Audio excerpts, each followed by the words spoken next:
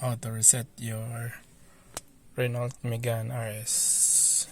You can see this toggle. Just click up and search for the service interval,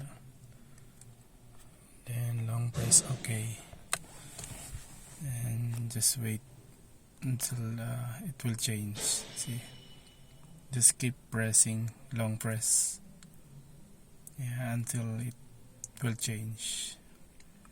It automatically change to 20,000 kilometer, and as you can see, the spanner is already gone. Yeah, that's take note, it's only ignition on. Yeah, if you reset while starting, you cannot reset that one, guys.